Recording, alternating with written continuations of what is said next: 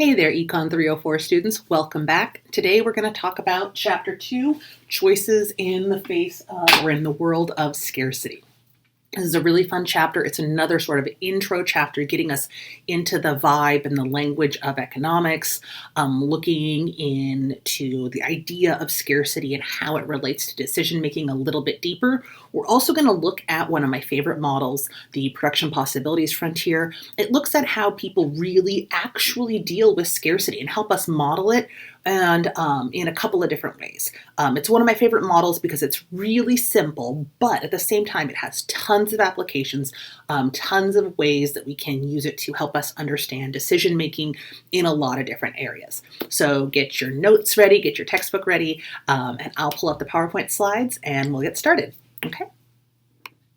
Okay, here we go. So these are the slides for Chapter 2. This should be available in your Canvas site, so feel free to take a look, and it's a great summary of what we'll be looking at in Chapter 2 in the textbook. So what we're looking at in this chapter is a deeper dive into scarcity. And remember, that's really the answer to the question of what economics is. It's the choice of how we deal with scarcity in a world. So we're going to look at three main sections in this chapter. We're going to start with looking at how individuals make choices based on their budget constraint. And this should be something really relatable because we all work with some kind of budget constraint at some point in our lives. So that should be pretty relatable and pretty clear. And so we'll look at how economists model that. One of the ways they model that is with a model called the production possibilities frontier. So the next section will look at that model, the production possibilities frontier, or PPF, and social changes, or social choices, how people make choices. And then we'll talk about confronting objections to the economic approach. And so like we talked about in the very beginning, just because we believe things generally as economists doesn't mean that they are a known fact. What we deal with in economics is a lot of theory and testing and assumptions. And so we'll talk about the sort of pros and cons of these models, why they're good, why they're flawed, and why they're useful. And that'll be that last section there. So let's get started. When we think about the idea of choices and trade-offs, there are lots of examples of times when people make a choice or have to face some kind of trade-off. A really good example is what you're doing right now. You are going to school, right? You are taking classes with the goal of getting an education. Most people have the assumption, and there's a lot of data to support this, that getting an education will lead to a higher salary, a better job, better benefits, those kinds of things. But not everybody does it. So why? Why doesn't everybody go to school or get an education or go to some kind of college after high school? The short answer is there are choices, there are trade-offs. It comes from that place of scarcity, right? You might not have enough money, or you might not have enough time. And that's going to be part of what we're digging into in this chapter, is that these choices are complex, and so we have to model them in an interesting way to try to get the true answer, to understand why people do what they do. So what we want to look at is we want to look at how individuals make choices based on constraints. Constraints are just limitations. A budget constraint is a limitation based on your budget. So it's all of the possible consumption combinations of goods that a person can afford. And that's going to be based on the income they have and the prices of their goods. And so there's going to be a budget constraint, which is the boundary of choices, the limit or the maximum possible choices they have available. The choices within that budget constraint are known as the opportunity set. The opportunity set is all the possible combinations of consumption that a person can afford given the prices of the goods and that person's income. And so we can model this a bunch of different ways. I'm going to pop it up on the board here behind me so you can get a sense of it. But what we're going to do is we're going to think about a world where we have two different goods with two different prices and then some set budget amount. And we can illustrate that graphically using a graph, using a picture, right? And what we're going to see is that with this limited amount of income to spend on things, consumers have to make a constrained optimization choice. They have to choose what they really want. So let me get my eraser out here and we'll get started. Oh, there it is. So We can think about this going a lot of different ways, but the idea here is that there are two different goods that a person can choose from. So let's say we're trying to decide between spending money on cheese and crackers. Maybe we have a budget of $20 and the price of cheese is $5 and the price of crackers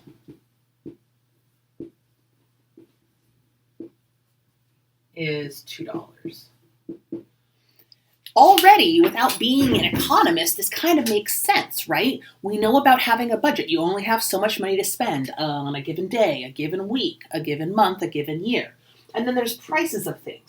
What we're doing here is simplifying reality down, making it really simple. So we're just going to divide the world into two goods with two set prices and one budget. And then we can say, okay, well, with $20, I could spend all of my money on cheese, all of my money on crackers, or some combination. So if I spent all of my $20 on $5 cheese, that would mean that I'm going to divide that $20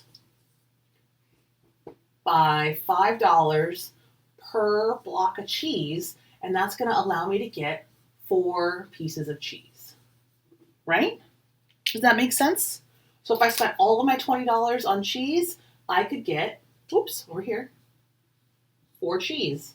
And I wouldn't have any money left for crackers, right? This point right here, 4 cheese,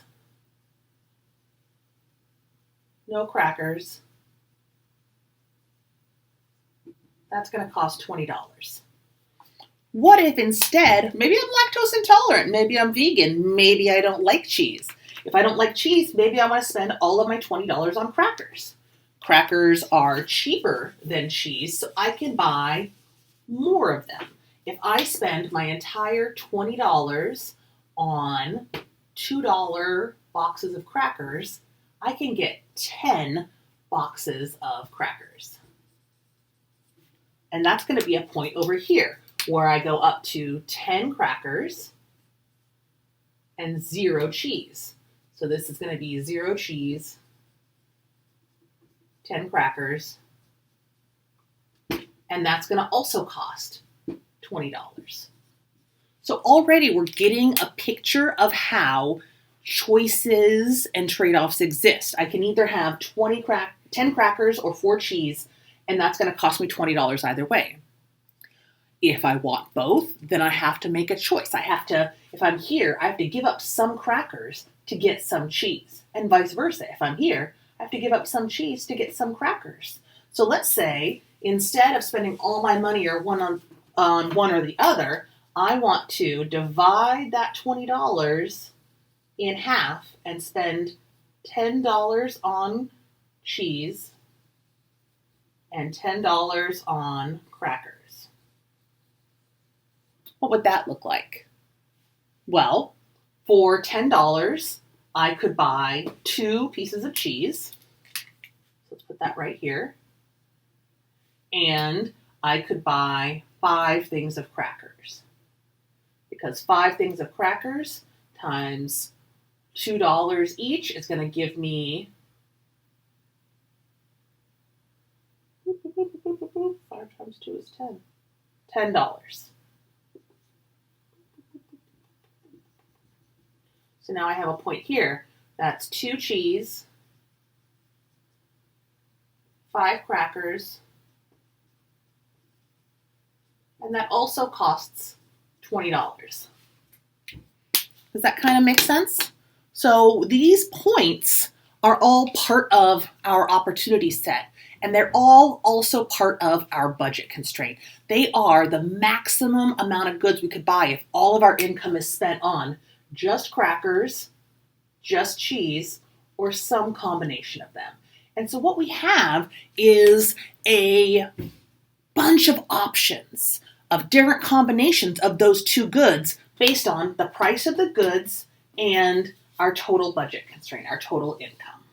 Does that kind of make sense? Hopefully it makes sense. If not, don't worry. There's an example in the book that's way cleaner that we're going to go over right now. So in this example, we have Alfonso choosing to consume food or transportation.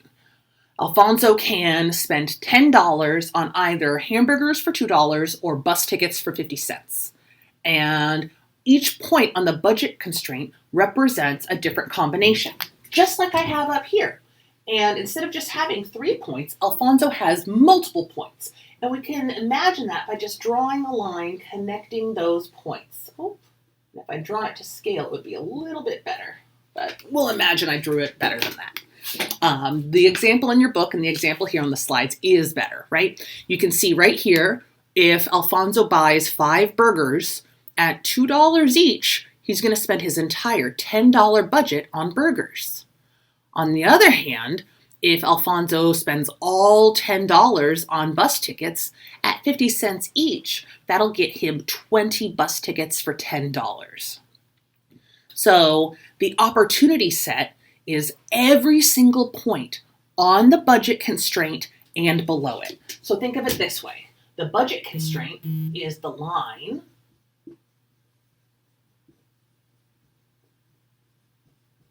that represents the trade-off between income and the relative prices. The opportunity set includes the budget constraint and everything underneath it, right?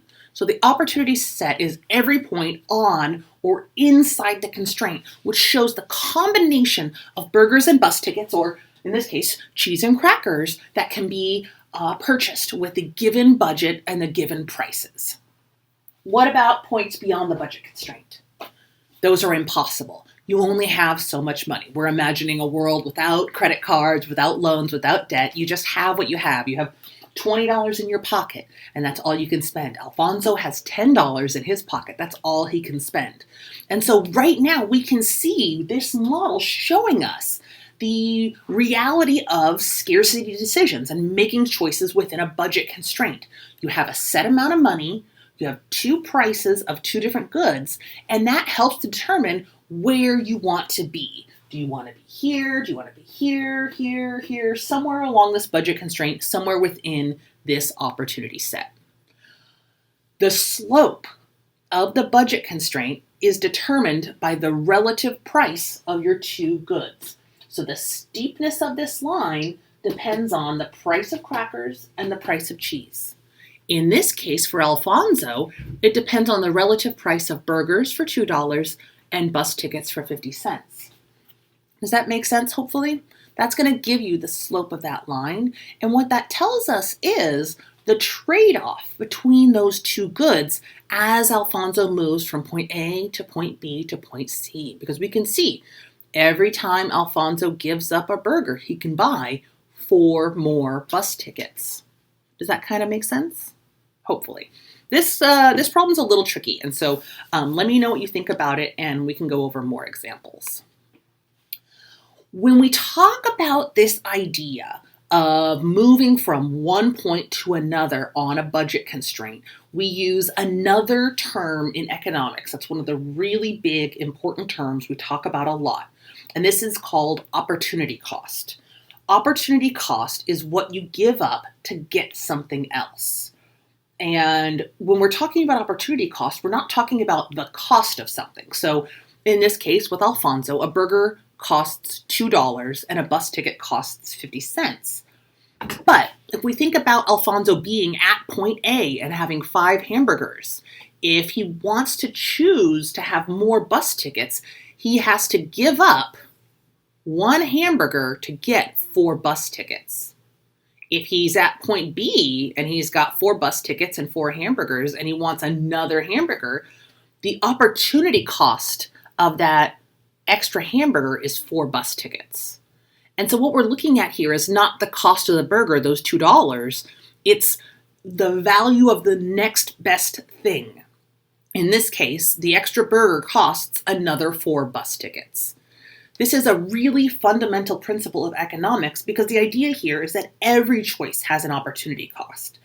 If Alfonso gives up a burger, he gets 4 bus tickets. If he gives up 4 bus tickets, he gets a burger. And so the opportunity cost is the value of that next best thing. We can see it over here. Let's say my person in this example is at this point here with 5, oh, that pen doesn't work, with 5 boxes of crackers and 2 things of cheese. And this person would really like to have more cheese. They'd like to go from 2 to 3. If they go from 2 cheese to 3 cheese, they move along the budget constraint. But they have to give up some quantity of crackers to get to that new point. And that's the opportunity cost. The opportunity cost of one more thing of cheese is how many crackers they give up. So look at it this way. If I want to increase cheese by 1, that means I'm going to spend $5 more on cheese. I'm going to go from spending $10 on cheese to spending $15 on cheese. That means I'm going to spend $5 fewer on crackers. That means I'm going to give up 2.5 crackers, right? Because 2.5 crackers is going to cost $5, right? If crackers cost $2 each times 2.5, that's going to give me 5. So the opportunity cost of 1 cheese is 2.5 crackers.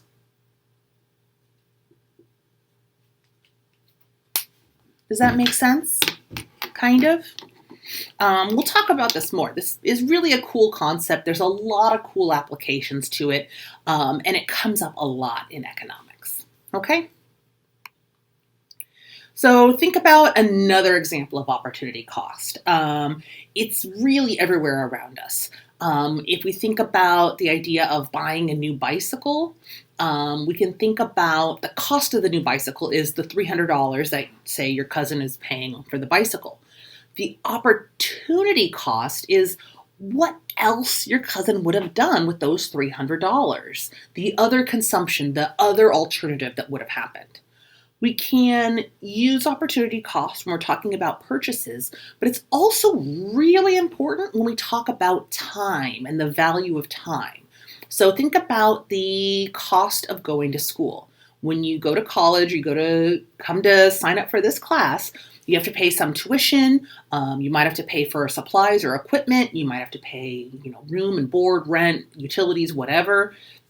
The other thing you have to do is you have to give your time.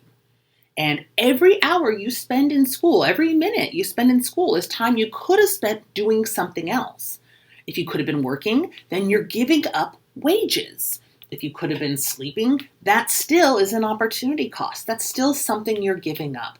And that's where economics uses the idea of opportunity cost so much, is that it comes from this idea that everything is scarce. And so when you put your time towards one thing, you're giving up time you would have spent on something else. And so sometimes the opportunity cost of education is the cost of the other thing you could have done, including working or getting a job, that kind of thing. Does that make sense? The joke I always make when I have in-person class is the opportunity cost of showing up to classes. You could be sleeping right now. You could be watching Netflix. You could be hanging out with friends. Those are all opportunity costs, right? It's still something you could have done with your time instead of what you're doing right now. Cool? Cool. So let's think about opportunity costs really broadly. Think about the opportunity costs of buying a car versus leasing a car. What else could you have done with the money you put towards buying it versus making payments down the road? We think about opportunity cost a lot in economics when we think about investing. So if I put my money into stocks, I get some return on it. But how does that compare to the return I would have gotten if I put it in a mutual fund or a treasury deposit or just put it in a savings account? One of the big things people always say if you want to save money is, stop eating out. Eating out costs lots of money. And so that's the explicit cost. That's the money cost. But what about the time cost? Maybe you don't have time. That time you spend preparing food at home, you could have spent at work. And so when you think about not just the monetary cost, but the time cost, it changes the calculation of what's actually the cheaper option. You can think about the choice between walking or taking public transportation. If you take the bus or the train to get from point A to point B, it costs money, but it might be faster. If walking takes twice as long, then you're giving up that time in exchange, right? You're giving up that time that you could have spent doing something else. And so when economists think about making choices, they don't just think about the money cost, they also think about the opportunity cost, the value of the next best option. Cool? It's a really big idea. So we're going to talk about it a lot. Okay. The other thing that economists really like to think about is what's known as marginal analysis or marginal decision making. And marginal just means additional, the next increment. So when we talk about marginal analysis, that's what economists love. We like to look at the next bit of benefit and the next bit of cost. The marginal benefit, the marginal cost is just each additional unit, each dollar of value, each minute of time. And so when we use marginal analysis, what we're doing is looking at the additional benefits or costs of choosing a little bit more or a little bit less of a good, a service, a decision. When we're engaging in marginal analysis, it's important to remember that economists don't just care about money. It might seem like it sometimes, but it's not true. The reality is economists care about utility. And utility is a function of money. Money is a part of it. But utility truly is the satisfaction, the value, the usefulness that a person gets from consumption of goods and services. And so your utility might be, oh, well, I went to work and I made some money. But you might also get utility from one additional hour of leisure time, spending time with your friends, taking a vacation. And so utility is our measure of well-being that takes into consideration a lot of different values, not just money. When we talk about marginal analysis and we talk about utility, we add them together to get what's called the law of diminishing marginal utility. And what we're saying there when we talk about diminishing marginal utility is we're saying that, hey, each additional unit of something is worth a little bit less on the margin.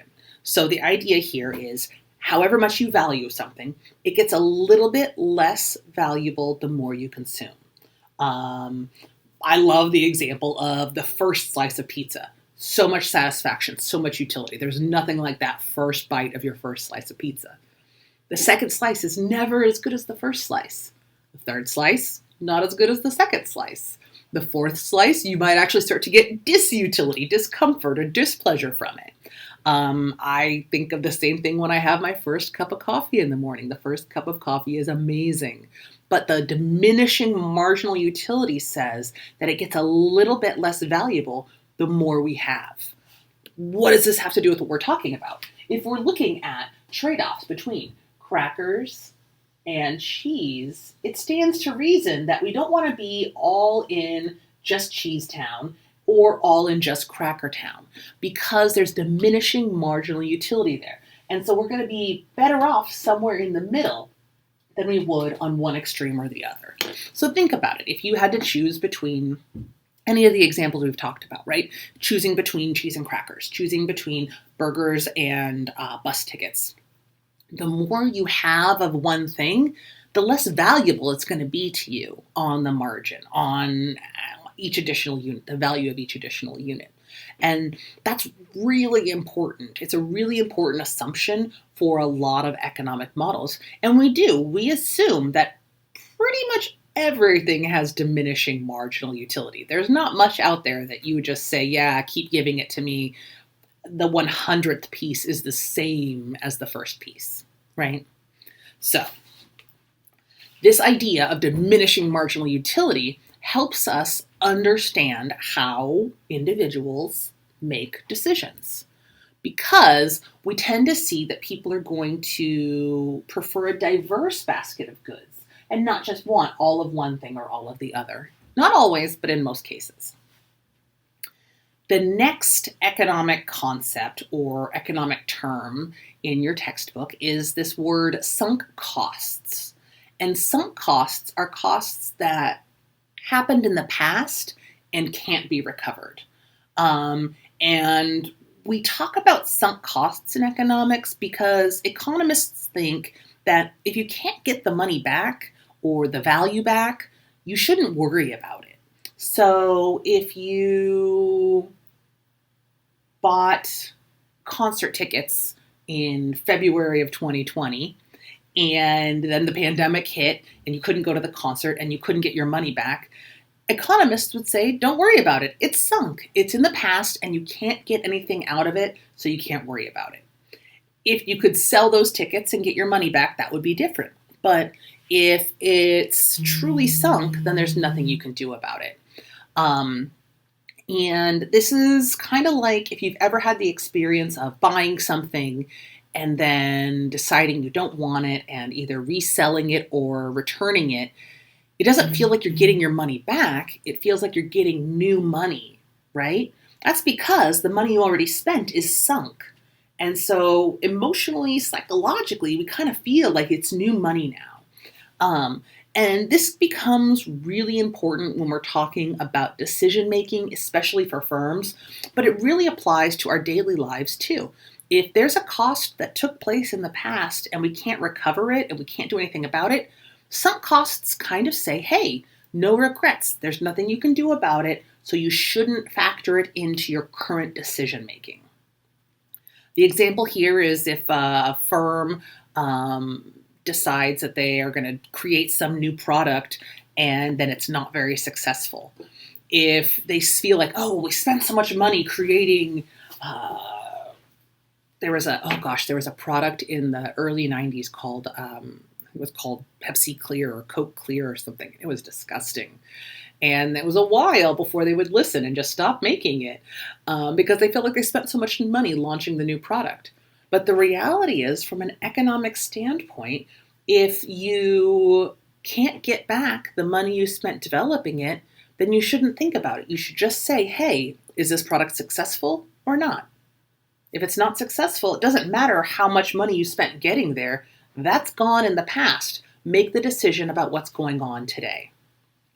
The lesson of sunk costs is that ignore past errors, ignore past decisions, focus on future earnings and what you can control in the future. So for an economics term, it's a little bit zen and interesting there.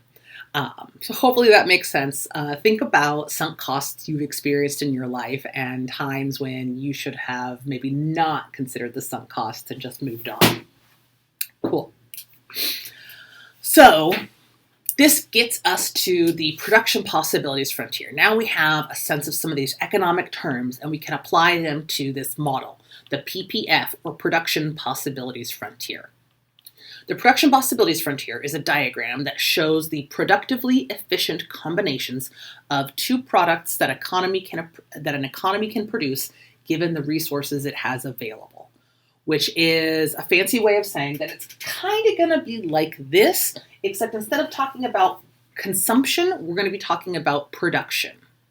So what we're saying is, imagine an economy where you have one input and two outputs. And a really common example in economics is what's called the guns and butter example. And the idea is, oh, well, you can spend money on food and consumption, butter, or you can spend money on military and politics, guns. But the idea is you have one input. In this example, I'm going to say it's hours of labor. And you have two outputs, two goods you can produce. Let's say we're going to make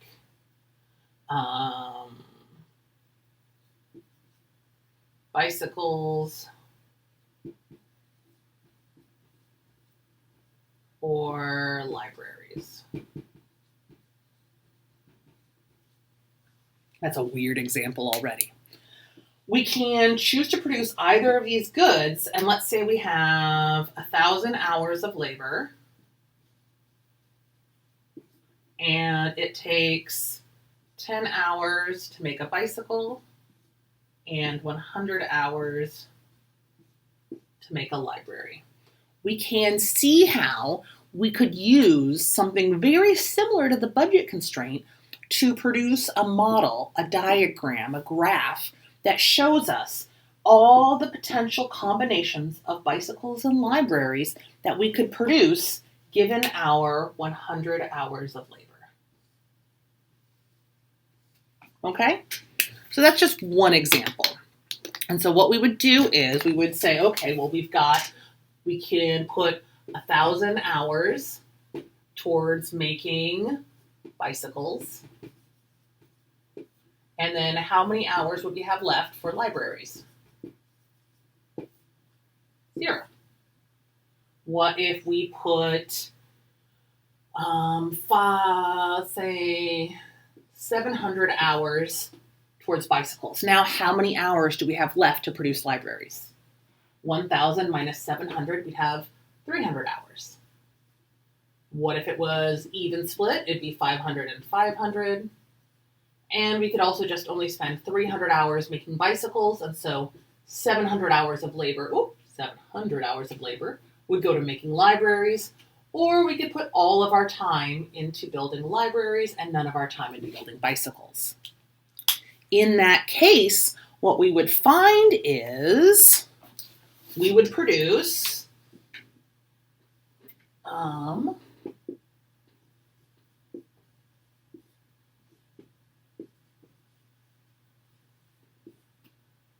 there we go. If we spent 10,000 hours producing bicycles at 10 hours each, we could produce 100 bicycles.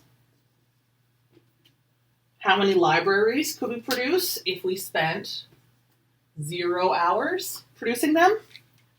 0, right? What if we spent 700 hours producing bicycles at 10 hours each? 700 divided by 10 gives us 70. 300 hours to build a library that takes 100 hours a pop. That's going to give us 3 libraries. What if we spend 500 hours on bicycles? 10 hours each, that'll give us 50 bicycles. And 500 hours on 100-hour libraries would give us 5 libraries. And so on. If we spent no time on bicycles, we'd have 0 bicycles, but 1,000 hours on libraries, we could produce 10 100-hour libraries. And so we can see a selection of options that we could produce. If we then took this and graphed it, where we have libraries and bicycles, we could produce, I did it wrong. We could produce up to 100 bicycles or up to 10 libraries or any combination of the two. From 700 to 3, 5 to 5, 300 to 7,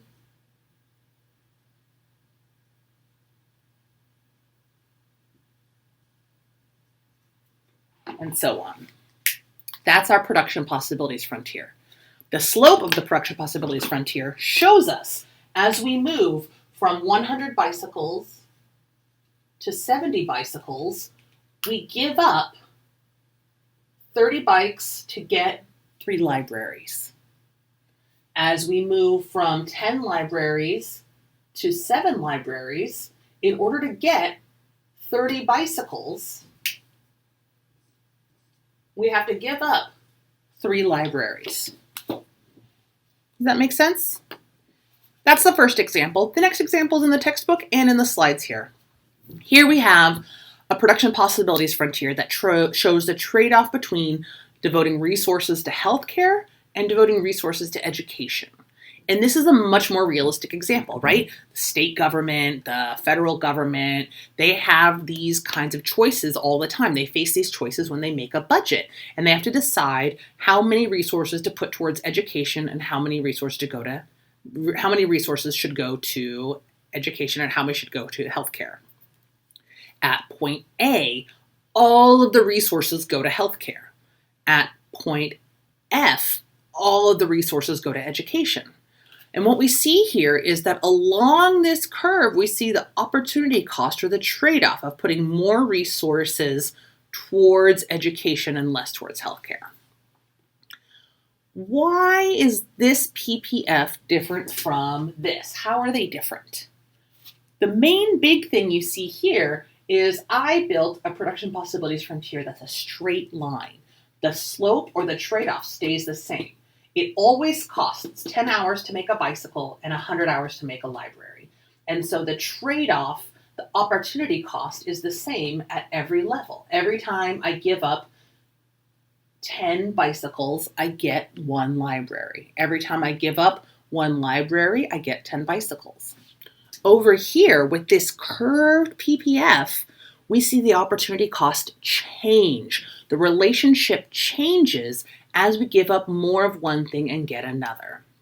So think about it this way. If we were at point A and we wanted to take all of our money, we'd taken all of our money and put it towards healthcare, and we were like, ooh, maybe that's a problem. Let's put some money towards education. We could move from point A to point B. And so we would take a little bit of money away from healthcare and put it towards education. That first bit of money we're taking towards healthcare, we've spent so much money on healthcare, we're not getting a lot of bang for our buck, a lot of marginal utility from those dollars. But because we've spent so little on education, we can make a really big impact with those first few dollars. And that's what the shape of this PPF says. It says as you move from one extreme towards the middle, the impact of the money is going to have a bigger effect on the thing you're spending less on.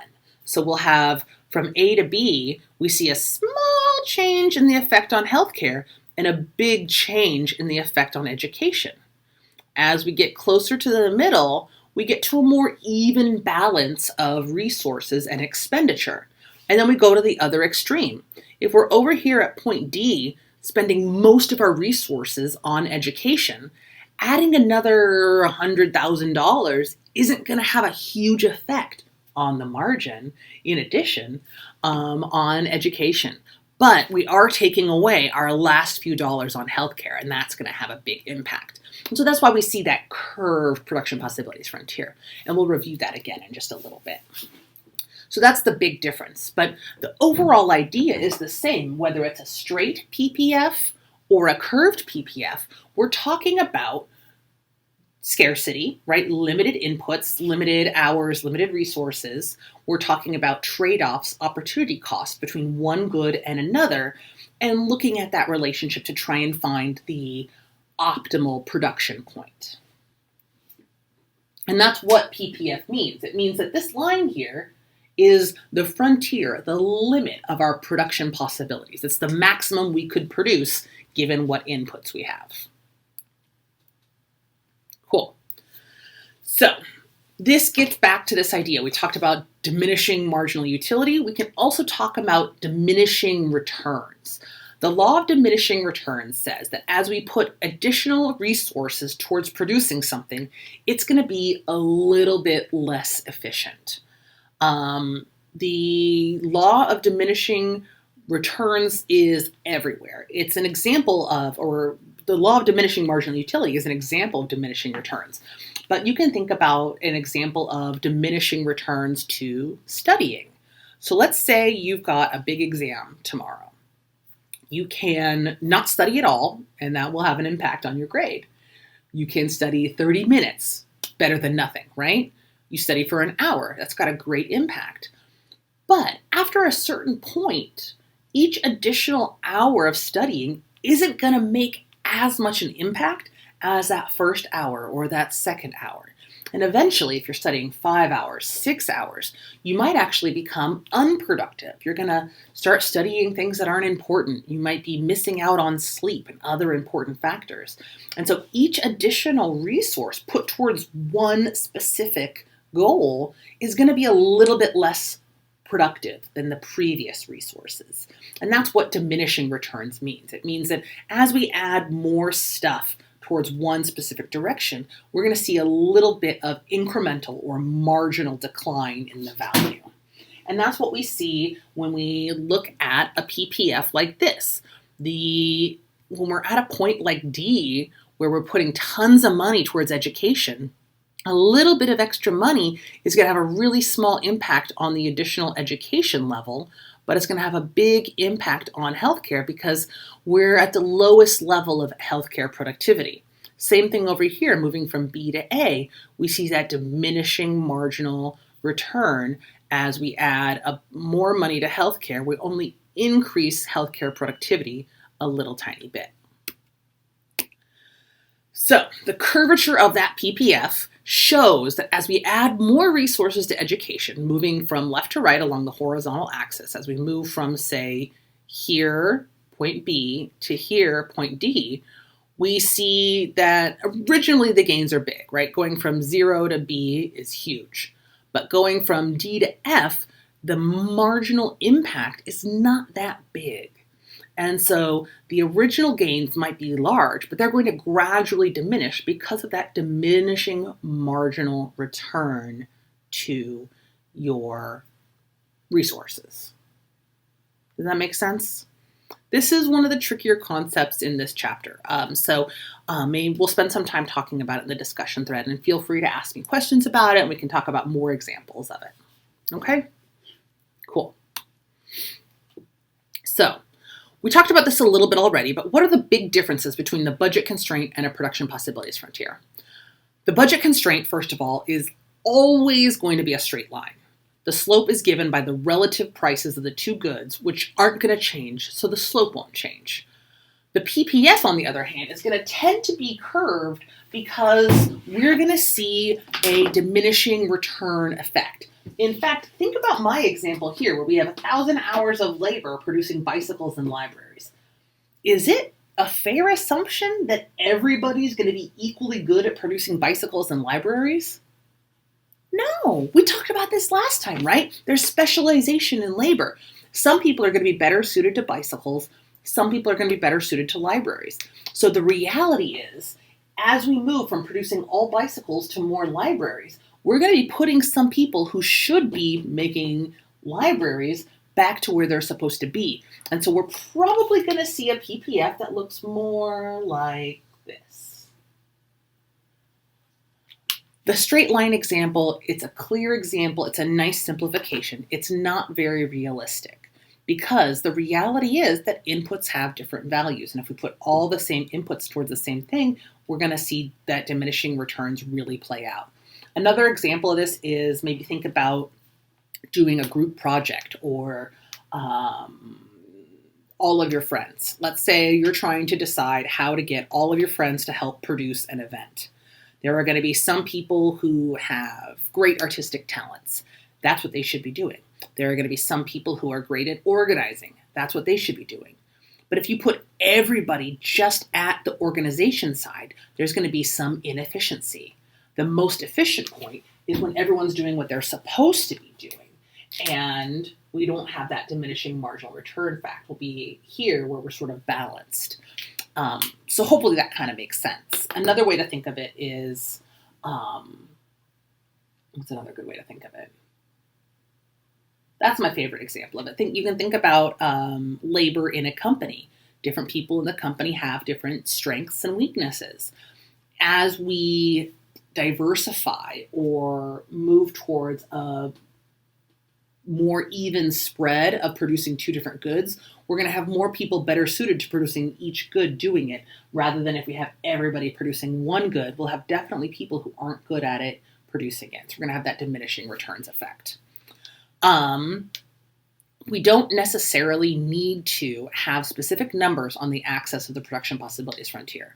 With a budget constraint, we know an income constraint. We know what the budget is. We know what the prices are. With a PPF, the reality is it's a much less known thing, right? We don't necessarily know the exact amount of resources in our imaginary economy, and we might not know the exact amount of resources needed to make a library or a bicycle. It's going to depend on the productivity of the individual workers, that kind of thing. And so we won't necessarily have specific numbers on a PPF like we will on a budget constraint. So here we can compare a budget constraint and a PPF, and we can see, okay, the curved shape of the PPF and the straight line of a budget constraint. Even though there's differences, there's a lot of similarities, right? We're still talking about the same thing. We're still talking about one input and two outputs. We're still talking about modeling and measuring opportunity cost. We're still talking about showing trade-offs and scarcity. We're still talking about wanting to be on the line, so we're consuming as much as possible, and not below the line. Because if you think about whether you're trying to decide how many bicycles and libraries to produce, how much healthcare and education spending to do, or how many burgers and bus tickets to buy, more is better. And so we want to be on that frontier, on that budget constraint, not underneath it. And it's impossible to be beyond it. And that's true for both of them. The last big concept we want to talk about is efficiency. In economics, there are lots of different measures of efficiency. Productive efficiency is when it is impossible to produce more of one good or service without decreasing the quantity produced of another service. So any point inside the production possibilities frontier, let's say I am here. That's productively inefficient because I could have more of everything and be better off. So productive efficiency is talking about producing the most, right? Allocative inefficiency is about the mix of goods produced and societal desires. So productive efficiency is when it's impossible to produce more of one good without decreasing the quantity produced of another. Allocative inefficiency or allocative efficiency is when the mix of goods represents a societal preference. And so that's saying, hey, do I want to be here? Oh, there's that broken pen again. Do I want to be here? Or is society better off if we're over here with more bicycles and fewer libraries? So allocative efficiency is about preferences, and productive inefficiency is about making the most of your inputs. Does that make sense? I hope. Let me know. So if we think about the healthcare versus education trade-off, allocative inefficiency is saying, hey, where do we want to be? What are our priorities with respect to healthcare and education? Maybe we prefer point C because that's where we're putting a lot of money towards health and a decent amount of money towards education. Productive efficiency says, hey, points A, B, C, D, and F, all productive efficient. We can't make more with the inputs we have than those points. R is not productive efficient. It's inefficient productively because we could have more of everything. If we're at point R, we could increase healthcare spending and education spending and get to point C. Make sense? Hopefully? Cool. How much of a good a country decides to produce depends on the cost of producing it versus the cost of buying it from someone else. And we make these choices too. It kind of gets back to that original question of opportunity cost of whether I should make my own food or buy takeout. Countries tend to have different opportunity costs associated with buying a specific good because they have different resources, different technology, different skills. We produce a lot of grains in the United States because we have a ton of great farmland. And so we can do that very cheaply relative to other countries. Other countries have maybe a lower standard of living and lower wages, and so they can produce manufactured goods better. Some countries have oil reserves that are really hard to get to, and some countries have oil reserves that are easy to access. This idea of differences from country to country mean that different countries will have different opportunity costs associated with producing something. And remember, your opportunity cost isn't the cost of producing it, it's what you give up to get it. So in the United States, because we have all this territory that's really good at producing wheat, it's really easy for us to produce a lot of wheat and flour, and there's not something better we could do with that land. And so our comparative advantage, our opportunity cost is relatively low. And that's what comparative advantage means. I'm jumping ahead here. Comparative advantage just means that a country has the lowest opportunity cost of producing a good relative to another country. And so if we're thinking about who can produce what at the lowest cost, we don't want to just think about the explicit costs, just who can do it with the cheapest number of resources. We want to also see if there's a better use for those resources or not.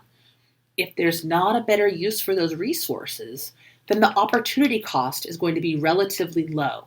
And that's going to mean that the country might have a comparative advantage. And that's where a lot of gains from trade and productivity come from.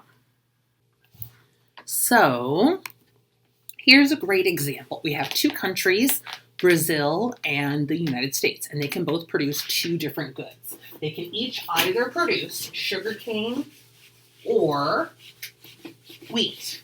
And the idea here is that they're going to have different natural advantages that imply a comparative advantage. They're going to have different specialization abilities that are going to tell us about their opportunity cost and then in turn tell us about their comparative advantage.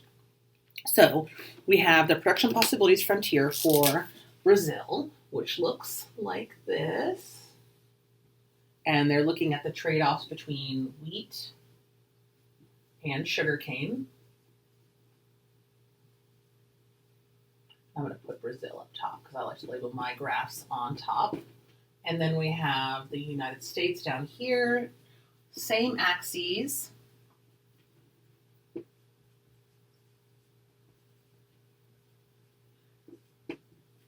But what's different is their PPFs, right? If we look at the Brazil production possibilities frontier, it's clearly favoring production of sugarcane. And we'll put point B here and point A here. And if we look at the PPF for the US, they've got a favor of producing more wheat than sugarcane. And if we think about this, I know this is kind of a wobbly one. Let me redo it for you real quick. Ooh, that's kind of better. So think about it. Why might the US be better at wheat than sugarcane? Well, I kind of talked about it. One of the things the U.S. has is those great Midwestern states with really good soil, flat, moderately temperate climate, really good for producing wheat. Brazil, on the other hand, has a totally different climate in terms of temperature, different soil, and so it has a different natural advantage in terms of producing sugarcane relative to wheat. So the flatter production possibilities frontier in the United States tells us that. It tells us that as the U.S. moves from producing more wheat to more sugarcane, they're going to give up different trade-offs relative to Brazil. So if this is, let's see, that's A and B. Let's say this is point C and this is point D. And this is point C, and this is point D. If Brazil goes from producing more sugarcane, or from producing D to C, increases production of sugarcane, they give up a little bit of wheat. If the U.S. makes the same change in producing sugarcane, they give up a lot more wheat by nature of the shape of the PPF. That tells us about opportunity cost. The opportunity cost of producing more sugarcane in Brazil is really small relative to the opportunity cost of producing more sugarcane in the U.S. The U.S. is better off not making that move from point D to point C relative to Brazil. Brazil's opportunity cost is a lot lower in terms of the amount of wheat they give up when they produce more sugarcane. When Brazil moves from this point to this point, from D to C, they give up a tiny bit of wheat. That's their opportunity cost, really small. When the US moves from D to C, they give up a decent amount of wheat. That's their opportunity cost. It's much larger.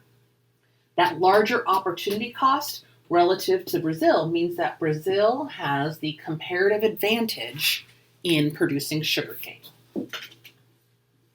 That's not going to show up.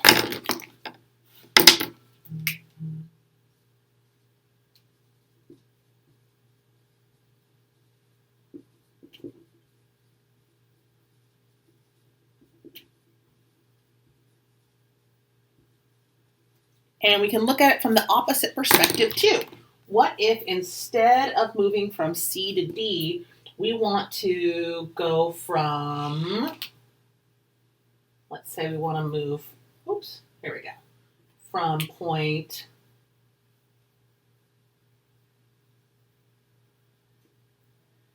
E to F. We want to see the US increase production of wheat. If we want to have the same increase in production of wheat, we're going to have to see that's about the same.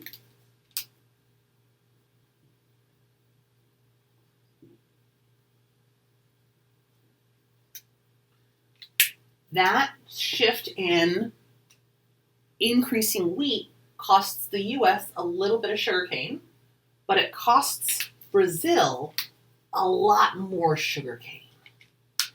For Brazil to go from E to F costs them all that sugarcane. That's a huge opportunity cost associated with the wheat relative to the opportunity cost that the US faces. So the US has the lower opportunity cost, the comparative advantage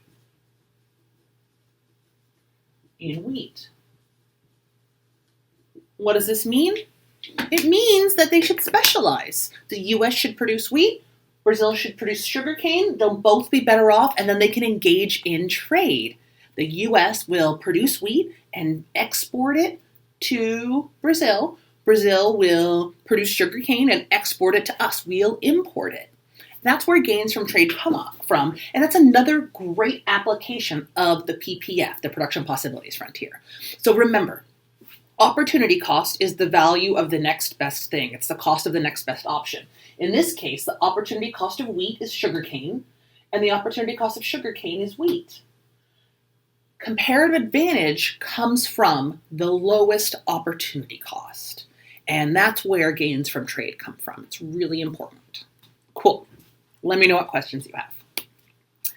Last tiny element. I know it's a long lecture, so we're wrapping it up finally. The last thing we want to think about is we want to talk about confronting objections to the economic approach. And so when we've been talking about all this stuff, we've been talking about the economic approach to decision making, right? This idea of marginal analysis, this idea of looking at utility as benefit, diminishing marginal utility, diminishing marginal returns, sunk costs, scarcity. All these are economic ways of understanding decision making. Lots of people don't like it, right? You might be thinking, this is crazy. None of this is real life. Well, yeah, that's true. That's a fair criticism. In the real world, people, firms, society don't act exactly the way we model it in economics. It's not perfect, right? People don't say, oh, well, this is the way I'm going to produce goods in my country.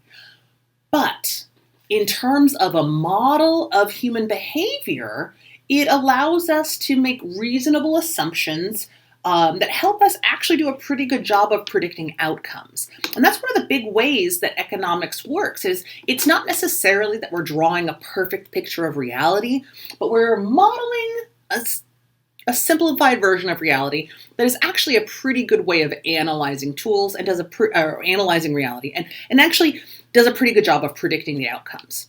Later on, when we talk about consumer choices, we'll talk about the other modifications of economics that we can make to make it more realistic when we talk about consumer choice, behavioral economics, and that kind of thing. So the other thing you want to think about is that people, firms, and societies, maybe we think they shouldn't act that way. In economics, we generally think of people as being very self-interested, right?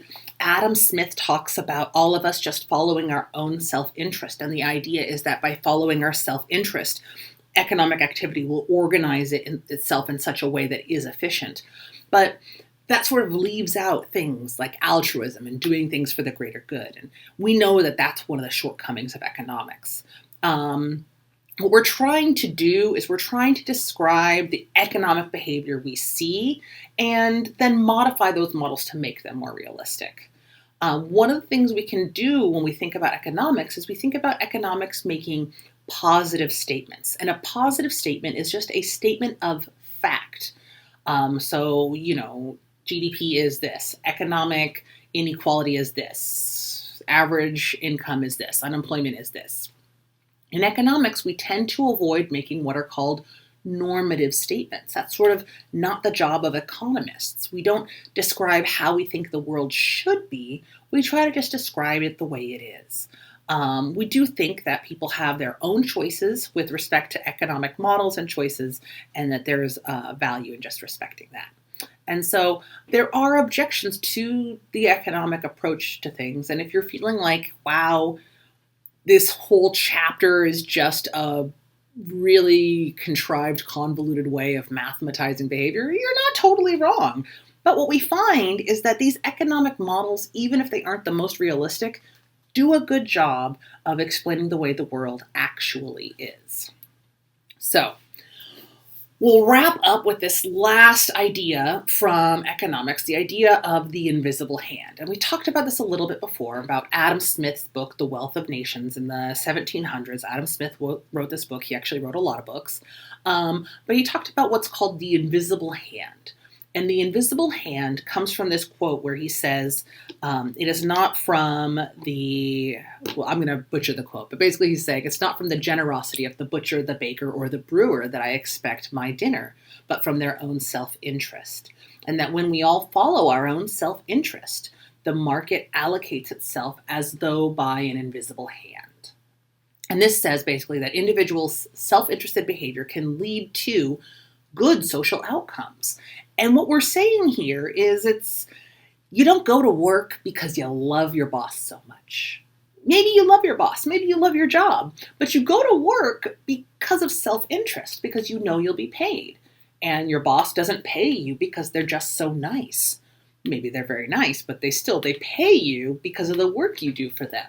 And so this idea is that in an economy, we respond to incentives and our own self-interest, and that helps organize economic activity. Consumers buy the goods they want with prices they're willing to pay. Firms sell goods they think consumers want and try to charge a price that they think they can get. And so we see that even though people generally behave in a selfish way in a market economy, market economies do a good job of organizing economic activity.